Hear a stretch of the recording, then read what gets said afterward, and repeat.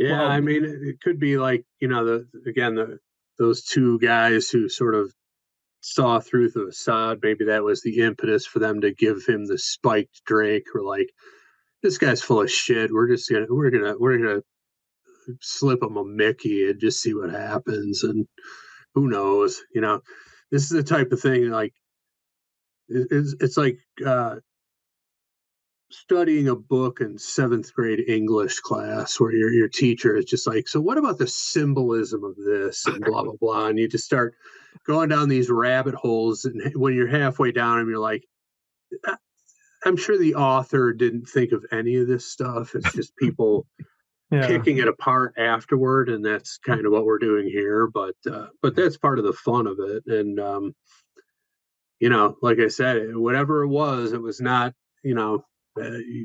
typically an alcoholic beverage doesn't hit somebody that way where they're just suddenly jolted into action and then going completely crazy at this party. That's what really makes me confused is after all these years I was still trying to figure out what was in that drink. And even when he came over, he had that big shit-eating grin, like you said, he was trying to punk him. He's like, here, drink this. Like they were trying to like play a joke on him or something. Yeah. Well, I did find a Red Rocket. It doesn't sound anywhere near as lethal. It's 1.5 ounces of citrus-flavored vodka or just vodka. Mm-hmm. I don't think they had citrus-flavored vodka back then. 1/2 ounce of triple sec, 3 ounces of grapefruit juice, 2 teaspoons of cream de cassis or raspberry liqueur, coarse brown sugar crystals for a garnish, and candied orange slices. So that doesn't sound like anything that would have any kind of serious kicker. I really think it had to have been spiked because the guy really overemphasized the kicker in it. Yeah. And I don't really know of any drink that would do that to you unless you did it as a shot, which really goes more to the way that you would drink it as opposed to, just a drink you would sip. So I'm going to go with spiked. One of those, one of the rich, good-looking guys emptied the contents of his nostril bullet into that drink, and that's what we have here. I mean, we're all men of the world on the show. We can read the tea leaves or what happened there, right? And, for sure. Yeah. And I mean, you could argue then that not like Larry kicked off the he was like the that was the stinger for the episode, but this other good-looking guy with the red rocket, he was the impetus for the dance sequence. He was responsible, directly responsible for it. So that's very true. That's when, for all I know, that maybe it was just a drug interaction with the tranquilizer. You add liquor to it, it has the opposite effect. Who knows? There's just so many possibilities here. Well, whatever it did, it gave him the jitters, and he started grabbing appetizers and throwing them around. And there were two things here that I really liked, which one of them was he threw an appetizer at somebody from across the room, and the guy caught it in his mouth. Yeah. And it looked like he was surprised, which I thought was hilarious. Then he goes over to Janet, bumps into her, and then she realizes, okay, he is wigging the hell out, so I got to get him out of here. So she goes, Jack, have you seen the patio? And he goes, why? Is there one missing? One of the funniest lines in the whole show.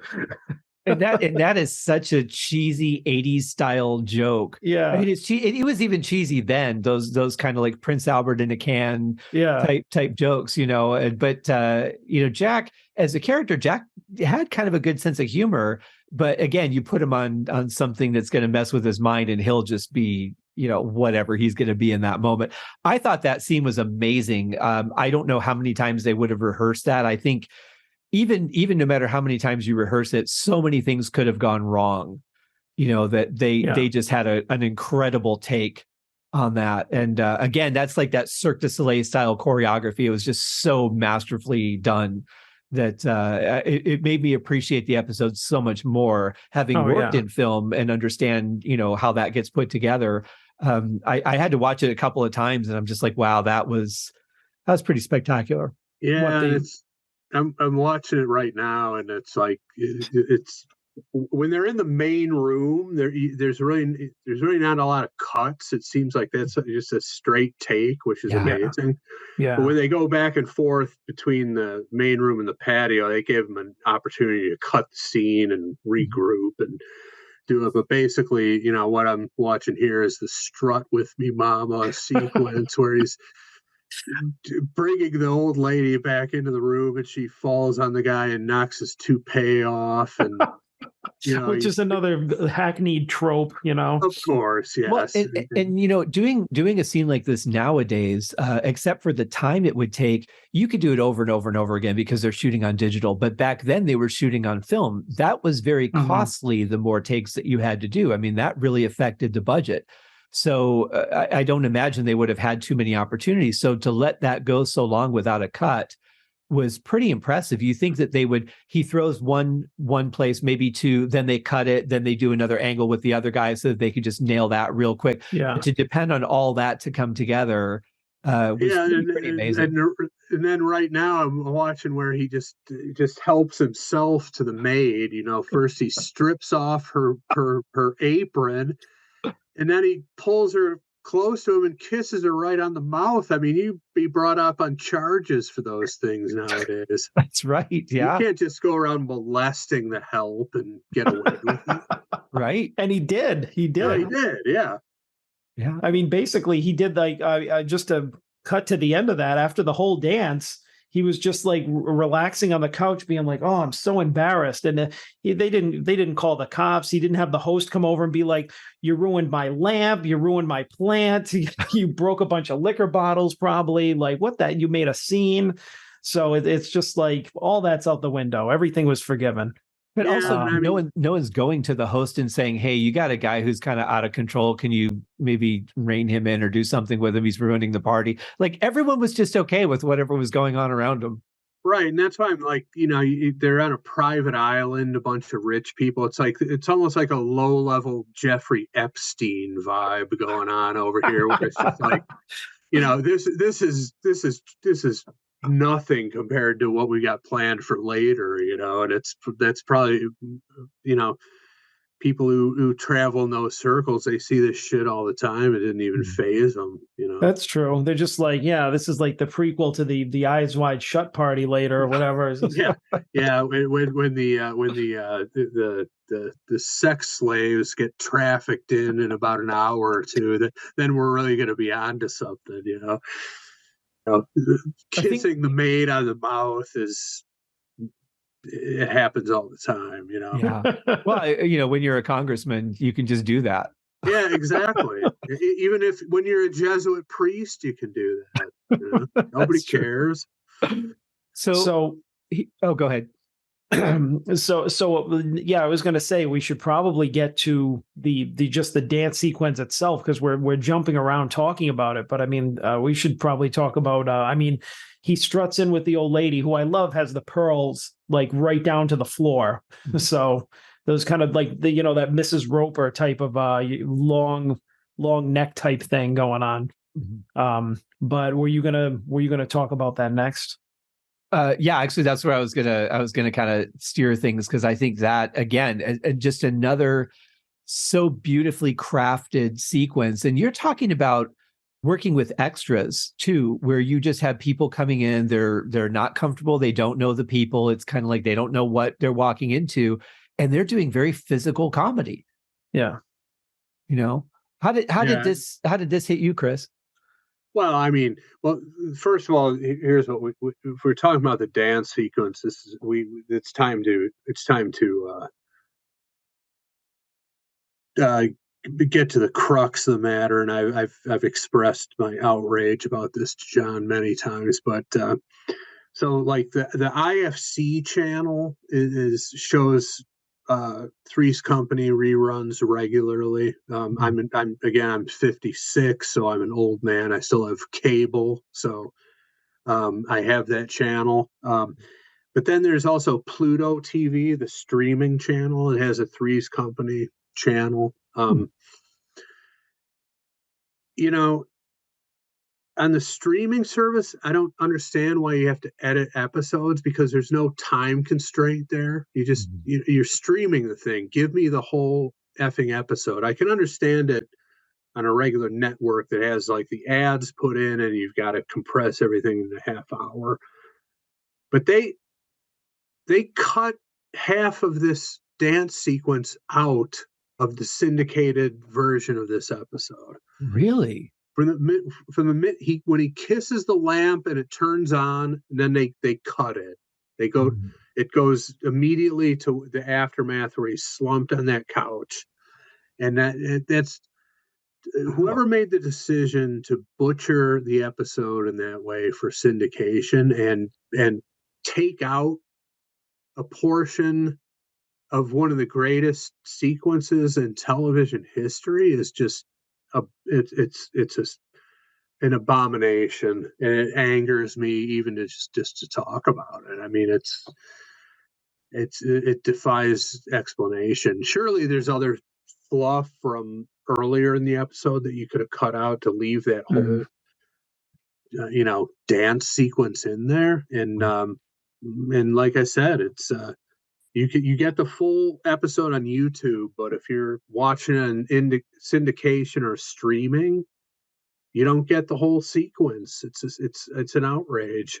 Wow, that's really weird. I was listening to the Pod Meets World podcast, which is done by 3 of the cast members from Boy Meets World, and their show is syndicated on Disney Plus, and Disney Plus does the same thing. They edit out words, phrases, little chunks here and there, and it can't be a time constraint thing because, like you said, they don't have to worry about that. Yeah. They don't have to have a show starting at 8:00 on the dot and then have the 22-minute episode with 8 minutes of commercials.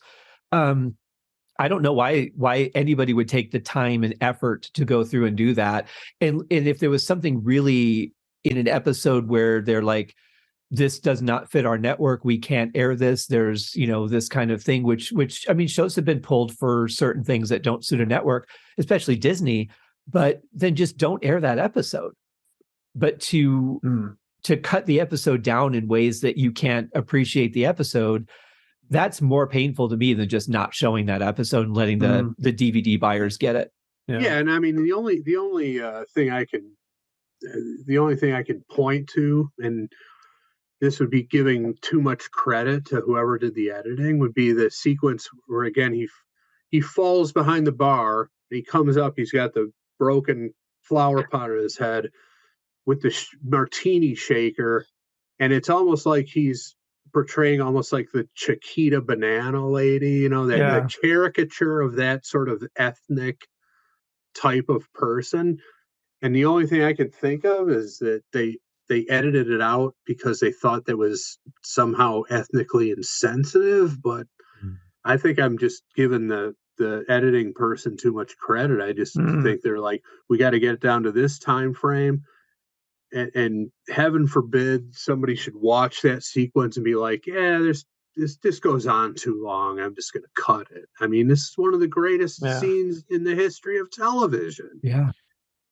Yeah, I agree. And, it's funny, too, because when the first time I watched it the other day and the shaker appears, he just the shaker shows up at first. I thought they were going to do the song that they used in Beetlejuice. At the end of Beetlejuice, when Winona Ryder's like suspended in air and dancing. It wasn't, but it was a great song choice too, because it really fit the mood of the party. It fit, the shaker. Jack was great at the timing of the shaker. So I'm thinking they had to have played the song on the set instead of inserting it later. But that whole thing, and then him just slowly appearing over the bar with the plant on his head, which magically broke and landed perfectly on his head so that he could balance it.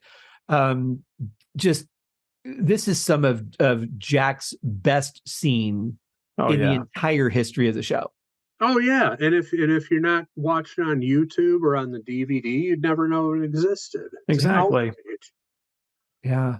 I don't have any of the DVDs. Did you know if they did commentaries for any of those? That would be interesting. Yeah, that I wouldn't know. No, that would be interesting. Yeah. Yeah, I hadn't seen Three's Company in decades, because and I was wondered, I was like, why is this not in syndication? Why doesn't anybody show it? And then, I miraculously got with the times and got a Roku device and had streaming services and stumbled across Pluto TV, and I was just like, one of the greatest days of my life. I was like, holy shit, they have an entire Three's Company channel and all they show is Three's Company for 24 hours. And I watched the whole show front to back multiple times after that discovery for probably 2-3 weeks. The only station I was watching was Pluto TV, Three's Company channel. That's awesome. Because I hadn't seen any of those episodes in decades, probably since the mid 80s when they were originally on, because I can't really think of any time the show was ever in syndication that I can remember. And to me, it's the best sitcom of all time, and that just reinforced it for me. Well, let me ask you a side question, Chris, because you're more familiar with the series on the whole. Wasn't there an episode where Furley's brother Bart actually did make an appearance? Oh, yeah. Yeah. Okay. I thought maybe I was imagining that, but I thought there was at least one where he showed up. Yep. The one where they got, stuck in the elevator and had the confrontation there. And right. Furley finally grew a set and got in his face. And that's a pretty damn good episode. And that's another one where, John, you might remember this, but when he sits in that chair in Bart Furley's office and it just collapses under him, it's just that whole thing is just there for the physical comedy, to have him scrunched in that chair and just see how he's going to operate. It's like, why would a chair just give out under somebody like that? Why? Right. How does it happen at this exact moment? And again, it's just like, there's no rhyme or reason to it other than, let's find a reason to touch off some physical comedy here, because that's the edge we have on this. Bart's not getting discount chairs at the at the thrift store. He's going to have something that's nice because it represents his success. Exactly, his wealth and his opulence, whatever. But I think that things like that are a plot device too, because you see that happen when Jack goes in to see Mr. Angelino or Dean Travers, or anytime there's one of these Dean Jackson, you're fired, type of characters in there. Like whenever they go in, there's always something in there that doubles as physical comedy, but also something to make the protagonist or the hero seem small or fumbling. So when Furley drops in the chair, it makes him seem more smaller or pathetic, which is what his brother sees him at. Like he can't be taken seriously. Right. Or when he goes in to see Mr. Angelino, I'm sure he's walking in to see him and he trips over something or whatever. There's no way that you can take him seriously. So they kind of double as plot devices to kind of knock him down a few pegs, as well as to make us laugh. Yeah. But think about too. So Bart buys this building away from the Ropers, and he's like, I'm going to have my brother run it. I just threw away $800,000, didn't I? If he has no trust or no respect for his brother, why would you bring him in to run this thing that you just spent a ton of money on? And real estate in California is not cheap. So, but again, he probably just figured, any idiot can collect rent checks. That's all I need this guy to do. Right. Yeah.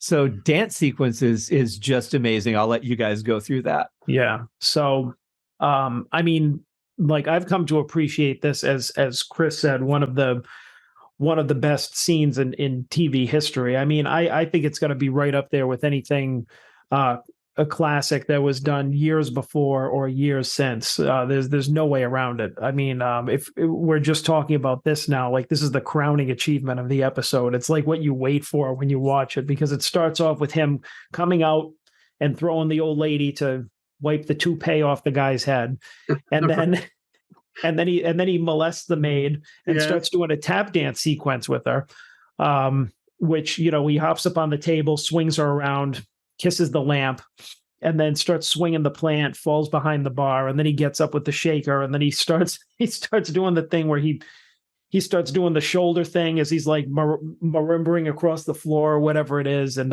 he's walking up the stairs and sliding down the stairs. And it's just amazing, the stuff that he's doing. And then the finale where he looks over and he sees the flowers and he takes it off and he puts it on as the top hat and he does the rocket kicks down the stairs and he just keeps ramping up until he just like completely like blows himself out by like running across the room, hopping on the chair, and then apparently falls flat on his face, and that just ends the dance. Yeah. I mean, it's just like amazing to watch every time. In addition to that, the music, I feel like the music has got to have been like all original music, because I don't know where, I mean, it had to have been created for the show because it was tailored to his dance. And I don't think it was from anything else. What do you guys think? I don't think I had recognized it from, I haven't checked the credits, but I don't think I recognized it from anything. It very well could have been written to the show. I mean, typically what they would have done would, if they didn't have somebody write it, would have been take a piece of just generic club music, something that would be played at a dance club by a band that had recorded it. And then they would choreograph the dance to that. But the trick would be picking something that has a tempo that would work with the speed of the scene. And then they would say, okay, we're going to have him do it for this many beats. Then you're going to go over here for 4 beats. Then you're going to go over here. Then you grab the maid, that sort of thing. But because you have to, when you film that scene, even if you don't have music, you have to have a tempo to put the music to so that it all matches up. And I scored films and I've had to do those pieces beforehand so that they can use them on set so the timing works out. And then they just insert the final piece of music after I mix it. But it was definitely, I mean, this is just a flawless piece of television. Yeah. And I mean, you think at this time they probably, with their success, had the budget to have somebody, score the music to it or write some music for it. Yeah. We didn't get a lot of those budget soaking episodes out of Three's Company. Like we didn't have Christmas episodes. We didn't have Halloween episodes. We didn't have really a lot of episodes that would have been budget heavy. Most things took place at a very few locations. There wasn't really a lot of travel. This was probably one of the more expensive shows for them because of the number of extras, the set, new location, all of that. I would imagine this was probably one of their most budget heavy episodes, period. I mean, it had to have been because you figure at least the stage that they were on too had to have had like a lot of room and a lot of marks for him to be able to do that whole sequence in, because I'm sure that there was, he moved around to use the room a lot. But speaking like practically again, if you want to poke holes in everything, you're watching it and you're like, this is fantastic. But then it just kind of dawns on you that here's this guy who's, not a very, kind of an average guy who lives in Santa Monica. He's a chef. He was in the Navy. He's kind of unremarkable, yet he knows how to dance like this. Like he tap dances and bebops all over the place and everything. It's like, where does that even come from? Like there's nothing. Like you see Jack in a later episode go to Janet's aerobics class and he can barely keep time, but he does this dance sequence when he's wasted. That was another episode where talk about physical comedy gold. Just him putting his leg up on the stretch bar over by the mirror. That was amazing. Yeah. I mean, and again, the whole, you just know in the writing session, it's like, let's stage this episode at a gym or health spa so we can have him do all these crazy contortions that you might expect to happen at such a venue. And, it's just brilliant. And as we know, the sort of the 2-part best of show was hosted by Lucille Ball. This scene I would put right next to on the pantheon of all time greats. The candy factory conveyor belt scene from I Love Lucy. Yes. Everybody knows is one of the most iconic scenes in TV history, which is based on just the brilliant physical comedy of everybody involved. This scene is on that level, in my opinion. Absolutely. And I think Lucille Ball would agree with that. And it would seem like that's a really bold statement, but it's not. I think that is absolutely right on the button because that again, another incredibly iconic scene.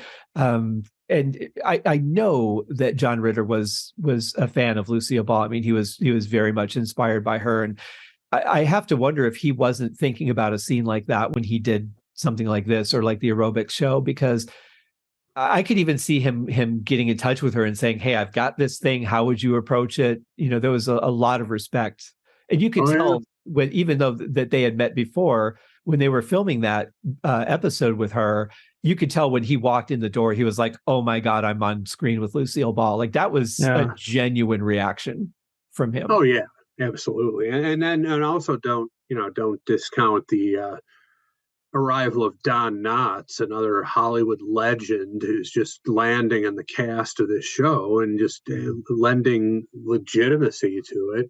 Mm-hmm. And just playing like a zany slapstick character, just brilliant stuff. And some people criticize the show for being too light with the subject matter and incorrectly implying that there wasn't enough nuance to it, or this and that, whatever you want to say. But the fact of the matter is that giants of television, Lucille Ball and Don Knotts, two of them willingly associated with the show, one of them to the point where he was in the damn cast for half the shows. Right. Norman Fell was no just no throw-in guy either. He had a legitimate acting career. I remember him from the Graduate and stuff like that. I mean, these were legitimate actors who were aligning themselves with this show, and I don't think they were just doing it for the paycheck. I think they recognized the quality that was going on, and then the brilliance of John Ritter, and I think he elevated everybody else around him. Yeah, I would definitely agree. And it's funny, I had a few things to do before I went to bed last night, so I pulled up YouTube, and Cannonball Run 2 was on my page. I don't know why it popped up, but I put that on and watched that for a little while, and there is just an incredible scene with Don Knotts and Tim Conway with their it was like a throwback to the Apple Dumpling Gang, but it wasn't the Apple Dumpling Gang, and it was them and the monkey from Tony Danza's car. And I'm just like, watching Don Knotts interact with a monkey is like one of the greatest things you can ever see. You couldn't put anybody else in that situation and get that result. No. Yeah, so brilliant comedic actor, one of the all-time greats of television, and for him to be the replacement landlord. We talked about it in one episode of our podcast, and I sort of compared the Roper Furley thing to like Bon Scott, Brian Johnson, and AC/DC. It's like, how do you choose? You don't have to choose. They're both great. Both eras are great. Well, I know. How do you replace somebody like Norman Fell that you think is unreplaceable? You bring in Don friggin' Knotts and move on. Yeah. Well, and I know it was a big deal to the cast that they got him, because I listened to a podcast a while back with Joyce Dewitt, and she was saying, like, there was like, really, we got Don Knotts, we got no, and they were just in disbelief because they didn't think they could get him for this, and when they did, I mean, everybody was nervous, and they were like really not doing well the first time they worked with him, because they were just so in awe of him and much respect that even after everything that they built, they felt like little kids doing their first show. That's why John claimed to have the hot take. I think I'm not doing this intentionally, but I think I have the hottest take. The Cindy Furley era, those episodes are incredible. Every one of them is just the way those characters set in motion all this stuff is just brilliant to me. Yeah. And then you add Lana in the mix, and the Lana character that's another one. It's just a transitional period, but they did so great with the characters, and those characters beget so many great episodes. I mean, the 2 or 3 episodes into the Furley era, you got the when Chrissy is trying to sell the cosmetics at the strip poker game, and Furley's in there. He's got the fur coat on, and just incredible stuff. It's just so funny, and when Jack goes to Furley's, because Furley is like, I'll take 2 of everything, just get out. I want to win this strip poker hand, and Jack goes to him, you just ruined that girl, and Furley fires back, I never touched her. Just that interaction is just, it's amazing. And how amazing comedy. How uncomfortable would that have been as an actor to film that scene when you're wearing so many layers of clothes, and then a hat that you would see in Fargo when it's, minus 6 degrees in Minnesota, and then another coat on top of that. I mean, that had to just be miserable to shoot that scene. Wow. That's somebody that really cares about their craft. Like when you get a guy like that, like you hang on to them. Yeah. A triumph for them to attract him on their show, and he carried them through their 4 or 5 seasons. Yeah, pretty amazing. So John, where do we go from here? And he wasn't even on this episode. He wasn't even on the episode. And I wonder if he wasn't maybe shooting his scenes for Cannonball Run 2 around this time too. I don't know the dates, but that sounds about right. No, possibly. Yeah, it could be. He probably, had in his contract that he could take an episode or 2 off or whatever. It's Don Knotts. He calls the shots. No telling doubt. him what to do. It's Don fucking Knotts, man. But where do we go from here? So the dance sequence ends, and now everybody's everything is coming down. Everybody's coming down. Janet finally realizes that David says that Nancy is his sister, which, I mean, the whole time they're shamelessly flirting with each other, thinking that the other one is in a relationship, which I think is kind of off-putting, because he's like, okay, like she's got her arms around Jack. He's making out with her, with Janet and everything like that. And David sees this, and you can tell he's getting pissed, but he goes out onto the thing and hits on her anyways. Mm-hmm.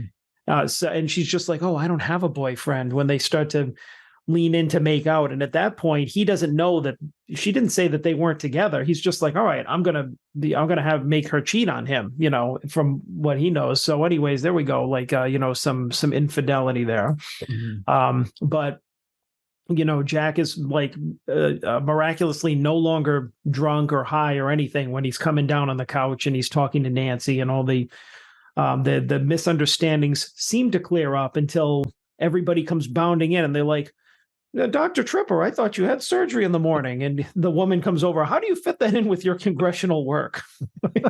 Yeah. And it's just, and then she gets mad. There's a quick misunderstanding. Janet says, no, he really is a chef. She goes back in. He starts, we got to get to know each other, which I don't know how that's going to work, because we don't even know if they live near each other, if she lives on this private island, if she lives back in Santa Monica, if she's rich and doesn't want a bum like him who can't even pay his rent. Who knows? But he winds up falling asleep on her and falling on the floor, because finally the effects of the night have hit him and his body just can't take anymore. And then he is weak again at the epilogue of the episode, when they usher him back into the apartment, which seemingly before we get there, the same night. Yeah. I was assuming so, because Janet, I mean, they're in the same clothes and all that. But here's the thing, that now this sister seems like a fairly intelligent person. She seems to have herself together. But after she just found out that Jack's been lying to people all night, she just goes out and she finds out one of the lies is true. And she's like, oh, okay, well, I guess I'll be with him then. Yeah, she definitely changes her tune about him twice on a dime, right. And seems kind of, that's kind of strange, as that she would go back and forth in such short order. But well, again, I mean, Yeah, without this any real episode, without any real explanation, even like just, oh yeah, he's a chef. That was the correct lie. Yeah, so he was telling the truth. Okay. Not why is he lying to everybody? One of the lines is true, so I'm going to go and cook with this guy. Right, because I really want to get laid tonight. We're going to cook. Yeah, right, exactly. We're going to cook, and I'm going to go to see the chef. We're going to cook. Yeah. How much mileage did they get out of the chef cook joke, implying that the cooking was the sexual connotation of it? Yeah. How many times did they bust that out over the run of the show? Oh, the Mrs. Angelino cooking teaching episode was probably one of the best ones for that. Oh my goodness! His wife was like, "She just needs a cooking lesson, and I'll forgive your debt."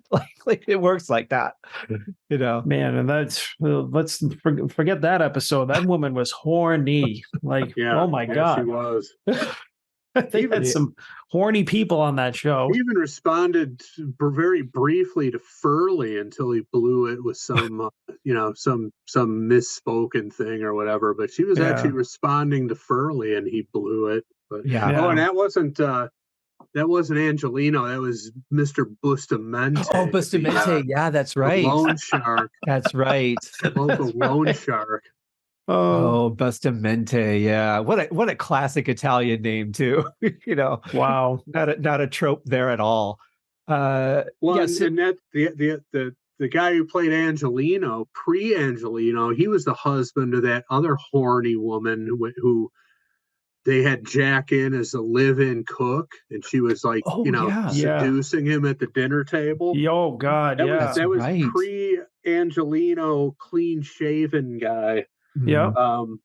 So yeah, I mean, it all just flows together. But to go back to John's point, just there are lots of extremely horny people cascading through the show at all times. Yeah. And I've never understood why on a show when you have such a pool of actors that you can pull from, why would you have people on multiple times to play different characters? Because that does get a little confusing. I mean, I don't know how many different times Jeffrey Tambor was on, but I know there were at least 3 different characters that he played. Well, I'm thinking he started off as the neighbor on the Ropers, the landlord, owner of the building on the Ropers. Right. Then he was the rich guy who wanted to marry Cindy. He was the child dentist, and then he was the psychiatric doctor who was having burnout at the job, and they thought he was a patient, right? A mental patient, right? Yeah, which is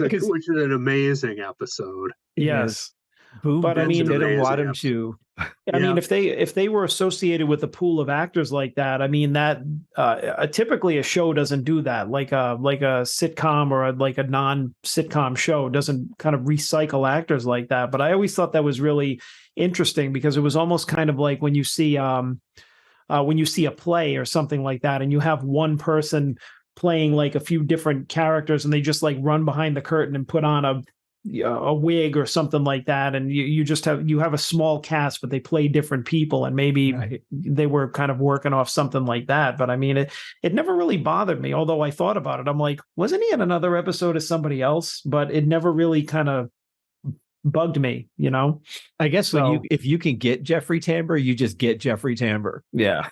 Yeah, you figure out a way to make it work. And you brought up MASH earlier, and that's another show that I hadn't seen for a long time, and I just lately been binging on old episodes, and I didn't realize that during the Henry Blake Trapper John era that Harry Morgan played a different Colonel character in one of the episodes. Yeah. And then 2 seasons later, he's the new commanding officer. Not the same character, but the same actor. Right. And I was like, I had no idea he was in just in a random episode of MASH before he became a regular cast member. Yeah. And you see a lot of that. John Ritter was in a MASH episode as one of the patients who a very intense episode, actually, who ended up holding Frank Burns at gunpoint, and but yeah.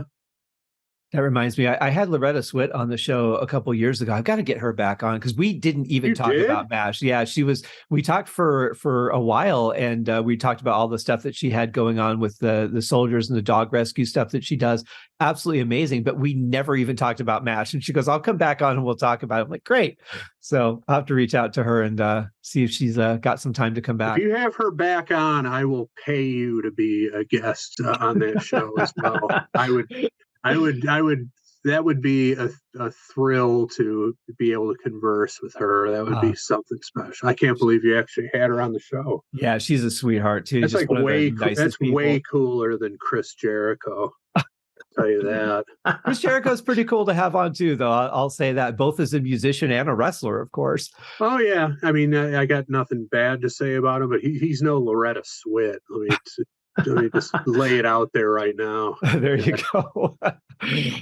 So John, you were going to take us through the ending of the show that I kind of have a little bit of an issue with, but that's my overthinking brain. So what happens? Yeah, maybe, I guess. I hadn't seen the ending in forever because I think that I might have seen one of the edited episodes that Chris was talking about for many years. So that kind of epilogue where they come back, which I was kind of surprised that after all that, the plane flew them back and they were probably back at like, 2-3 in the morning, something like that. Mm-hmm. Jack comes stumbling back in. He's drunk again. He seemed to, he was fine for a little bit and now he's loopy again. And they're trying to get him into bed. And then the last line is like, he goes, "Oh my God." And they go, "What?" He's like, "I have brain surgery." And he tries to rush out the door. So it must have been 5 a.m. because he had brain surgery at 5. Mm-hmm. So that party must have gone for a long time, which I'm wondering what the hell happened between when he passed out from exhaustion and they flew back. But I thought that was kind of funny that they kind of called back to his brain surgery lie to end the show.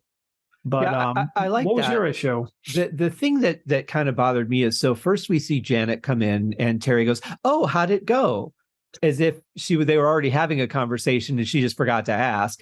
But Janet starts explaining and then she's, "Oh, I forgot Jack," and goes back to get him. Like, how were they walking up the stairs and she just left him there so she could run up? Like, I'm trying to visualize like how that happened. And it just seems like she would have helped him get up the stairs and not just left his ass down there at the bottom, figuring he'll come home eventually. He'll come up on his own. Yeah. Yeah. So that was a little bit of an awkward transition for me. And there was kind of really no reason for it because they could have walked in the door together and Terri could have looked up and said, "Oh, how did it go?"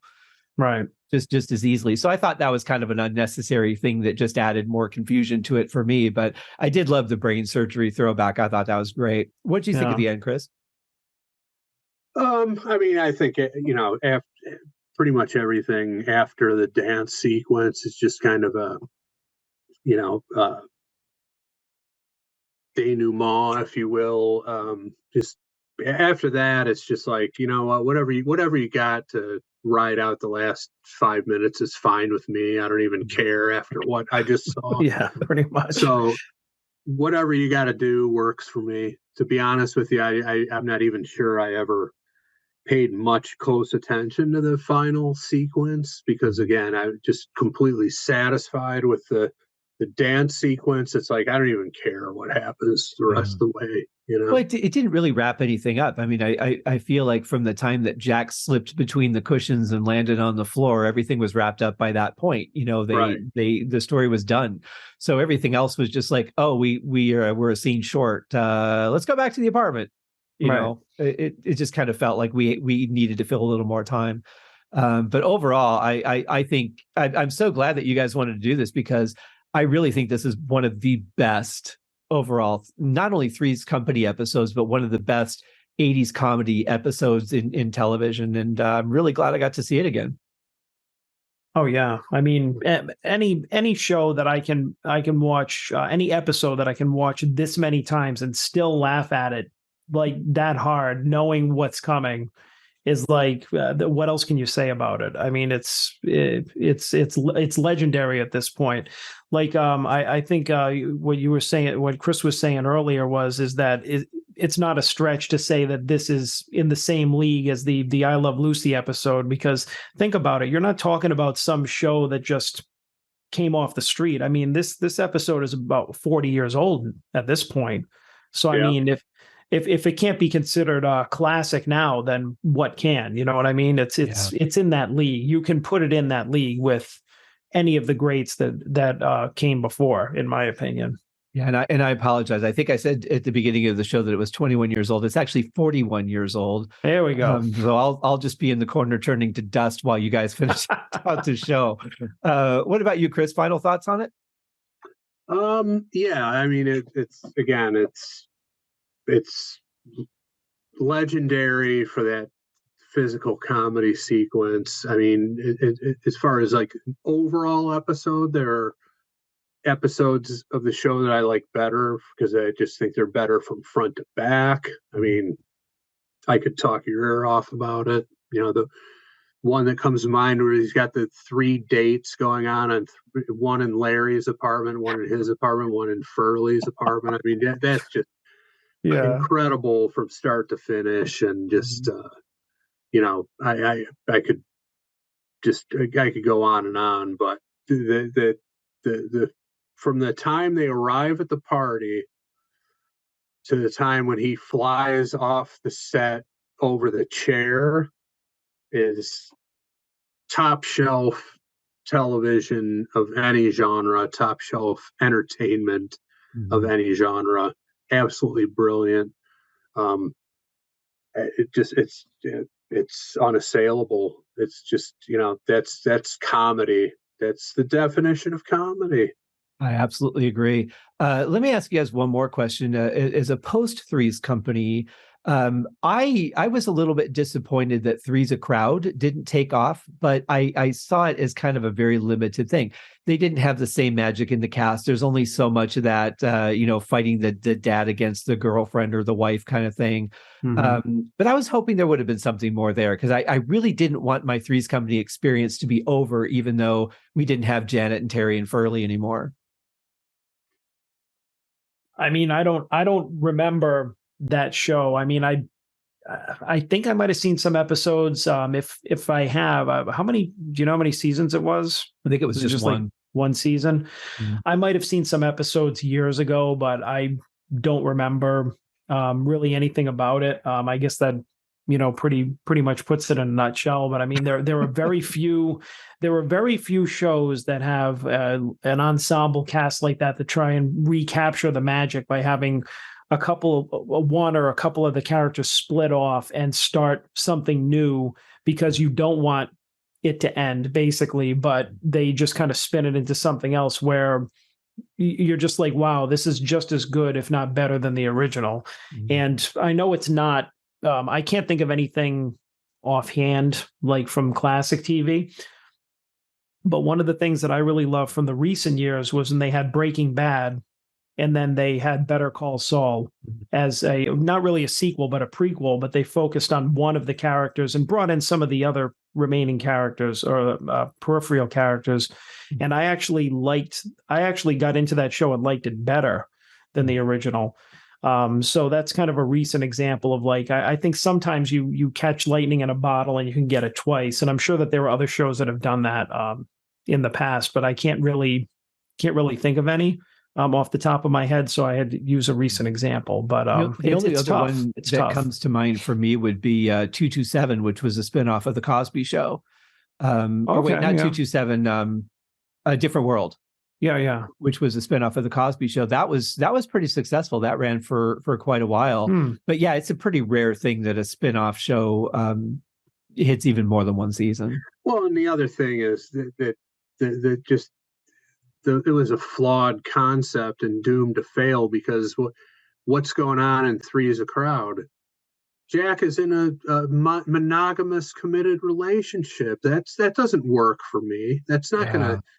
There's no comedy potential there. You know, I don't want to see him bickering with the father all the time. I want to see him, you know, chasing greedy Gretchen around, or whoever else is, Gretchen. you know, just going through women like they're nothing, and you know, having having Larry as his wingman and stuff like that. It's just like when you get Jack nailed down to a singular monogamous relationship, it's over at that point. I don't care what, I don't care who's involved, and it doesn't help that actress who played Vicky was just absolutely terrible, just not good. I mean, Richard Mulligan. Actually, not Richard Mulligan. Who was the guy who played the father? Oh, I can't remember his name, but yeah, it was his name. But yeah, I mean, very starchy. Yeah, he'd been in some sitcoms. He had some, he was another actor for hire. He was like a guy that would just show up here and there. But you bring up an excellent point, because without the Larry dynamic, Jack is not an adventurous guy. Most of the shenanigans came from Larry kind of creating that environment. So Larry's not going to be doing that to Jack now that he's married. So yeah, you're right. There's just not enough of a source of, you can only go with the pitting the guy against the wife's father so much. And of course, and it was the same thing at the restaurant, because he was working for Mr. Angelino, and you had was it Felipe? I think was a sous chef. And so, like, again, that's like such only so much you can do with that before it's like, oh God, now here comes Felipe. Now here's how he's going to screw over Jack to try and get his job. And there's just not enough there. And you didn't have enough characters. Like, you don't have a Mr. Furley coming in. You just, you don't have a Janet. It's too condensed, I think. Well, I mean, at that point too, I mean, the characters are kind of aging out of the characters, or the actors rather, because I mean, at that point they were probably what, mid to late 30s. So it's just like, okay, that's a little, you might be a little long in the tooth to play the swinging bachelors and everything. And like Chris said, nobody wants to see this character. Nobody wants to see the Jack character, like kissing his wife goodnight and going to bed and being monogamous. I mean, that's what fun is that? So it's like, do that with a different show and a different bunch of actors. Like, you put the Jack character to bed. It's, Robert, that's it. Robert Mandan was the actor who played James Bradford. A really talented guy. I mean, he's good at what he does, but again, kind of just a limiting situation, Yeah, and just, again, it's just doomed to fail. And you bring up Angelino and Felipe. I'd be remiss to mention one of the all-time great episodes from the Cindy era is when Jack impersonates the guy David Miller to get the cooking job. Yes. And various people are coming back in the kitchen to kick his ass, or just all these people he's screwed. That David Miller is screwed over, and they just start one by one start coming back into the kitchen, and the girl starts flipping him around, and the mobster collecting the gambling debt, and the guy who stole his wife. I mean, it's just amazing stuff. And that was wild. I remember the thing I remember about that episode, which was so wild, was it made me really uncomfortable, because I just remember thinking, like, who just barges into somebody's job like that and just like walks into the kitchen of a restaurant and starts like harassing people. It's just like, you don't like, I don't even go around the other side of the counter if I'm in a retail place. I'd be like, I'm not doing that. I don't care how mad I am. They kick me out of the place. They call the cops. Right. Yeah, well, I mean, this is, remember, a world where you can just start making out with the maid, whether she wants to or not. That's true. No one cares. But that Chris, that reminds me of a lot about My Cousin Vinny, with the whole Vincent Gallo, he's dead, kind of right. Another entertainment trope. But yeah, great episode, guys. Thanks so much for coming on and doing this. We'll have to pick another episode or another show and do this again, because this was a lot of fun. That'll be a tall order to find another one that's as up here as this for us, but I think we could do it. What, for another Three's Company episode? Three's Company or whatever you got. Oh, I could. Yeah, like I said, there are other episodes as a whole that I like better than this one. And that the dance sequence is the best segment of the entire show, but there's other episodes that I could just go on and on about. And like I said, I will pay you to be on the letter. If you get Loretta Swit back on, I will name your price, and I will pay it for the privilege to be on the show. And if you can somehow track down Richard Kline, the guy who played Larry. Yeah, I'd love to talk to him. Great actor. Price, and I'll double it, and I will. Wow, yeah. At that, he's a guy who I feel like is just never gotten the props he deserves. I would be gushing over that guy to the point where he would just hang up at some point and just that's not inspiring me. Close the Zoom window, because I would just be fawning over him and just be like, dude, you made the show. And he seems like a super get on that, guy. Scott. Getting all choked up talking about Larry, but I'll say it again. Probably the most underrated character in the history of sitcoms, in my opinion. Yeah, and such a vital character for as little as he was actually on most of the shows. And my favorite one with him was when he was in love with Janet. That was a good one. Oh, that's right. Yeah. It made him kind of like an honest man, so to speak. Right. Which was just so awkward. Yeah. You knew it wasn't who he really was, Yeah. But yeah. I'll see what I can do. I can't make any promises. I can reach out to people, and if I can get them, great. But we'll do something again. Count me in. Leverage your ample connections and make it happen. You said you already had Loretta Swit on. I did. That's a piece of cake. I'm hoping. Yeah. We'll see what I can do. Make that happen again. Name your price, because that's another show I've really delved into a lot lately. And I have opinions about that. I also, my favorite era is when Winchester and Radar are on together. That window of episodes are my favorite. It's a really good time. Yeah. Which is something of a hot take, because I think purists like the original cast, but I definitely started liking the show more when Trapper and Henry were moved off of the show. Now, when they brought Winchester in, when Radar was still around, that's the sweet spot window of that show for me. Well, to anyone who disagrees with Chris on that, I'm just going to say horse pucky, because I don't use enough Colonel Potter references in my life. I need to beef those up. I've been saying I'm going to do that for like 10 years now. I'll see what I can do. But yeah, let's do another show or something at some point. This was a lot of fun. You guys have been great guests. Thank you so much for taking time out and come on and talk about it. It was great.